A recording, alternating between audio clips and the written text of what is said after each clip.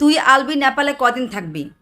নিজের 16 বছরের বউরে ধোকা দিয়া ওই তিথি নামের এই যে কি বলে সমুদ্র টাইটানিককে নিয়ে তুমি নেপালে থাকার স্বপ্ন দেখছো। নেপালে তুমি বাড়ি করবা, এ করবা, সে করবা, নেপালে তুমি জুয়া খেলবা, জুয়া খেলা ওখানে তুমি সেটেল হবা, তাই না? আর সবচেয়ে বড় কথা হচ্ছে তুমি তোমার সাজানো সংসারকে নিজ হাতে গলা টিপে হত্যা করছো। নিজের সন্তানের মাকে তুমি গলা টিপে হত্যা করছো। তুমি যেভাবে হত্যা করো, আর ও যদি সুইসাইডও করে, যেই করে, কিন্তু তুমি তাকে হত্যা করছো অনেক আগে, 4 বছর আগে যেদিন তুমি পরকীয়ার খাতায় নাম লেখাইছো তিতির সাথে পার্মানেন্টলি, তখন তুমি তাকে হত্যা করছো। শুধু ইকরা এই সংসারটাকে বাঁচায় রাখছে সন্তানের কারণে। একটা মেয়ে সহজে সংসার ভাঙতে চায় না। আমরাও সংসার আছে, আমারও 4 বছরের বাচ্চা আছে। একটা মেয়ে সহজে সংসার ভাঙতে চায় না, স্বামী যতই খারাপ হোক। তবে চরিত্র যখন দোষ থাকে সেই সংসার কখনো টেনে হিচড়ে নেওয়া যায় না। বাট তুমি নিতে চাইছো কারণ তুমি ইকরাকে সাইনবোর্ড হিসেবে ব্যবহার করতে চাইছো, আর বাইরে গিয়ে তুমি এইসব মাগিবাজি করতে চাইছো।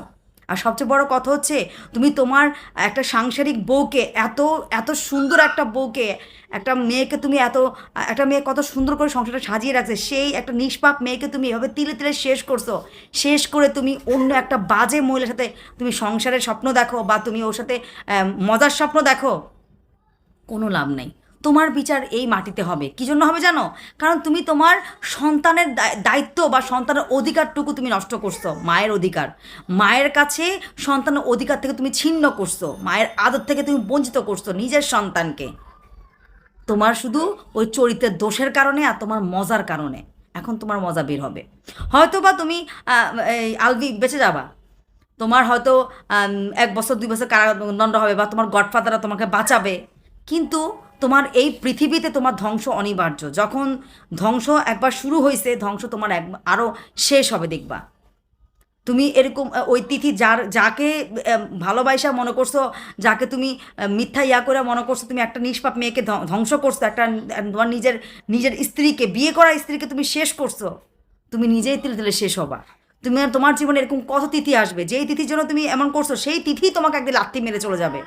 আর তোমার লাইফে আরও কত যত তিথি আসে বা যতই ইকরা আসে, তবে এই ইকরার মতো হবে না।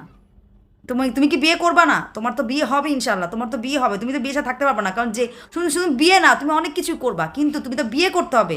যদি কখনো বিয়ে করো, ইকরার মতো বউ পাবা না। ওই যেরকম নষ্ট চাইছো সেরকম নষ্টই পাবা, আর তিলে তিলে তোমাকে শেষ করবে। জীবনের সংসার নামে জিনিসটা তুমি আর পাবা না। কারণ আল্লাহ সুযোগ একবার দেয়, বারবার দেয় না। তোমাকে একবারই সুযোগ দিছে। আর তুমি নেপালে গিয়ে বলো কি তোমার বউকে তুমি দেখতে পারো নাই? যে বউকে ভালোবাসে সে দুনিয়া ধ্বংস হলেও, মৃত্যু চিন্তা করেন, ধ্বংস হলেও সে তার বউয়ের মুখ দেখছে। তুমি যদি নিষ্পাপ থাকতা, নিরপরাধ থাকতা, তাহলে তুমি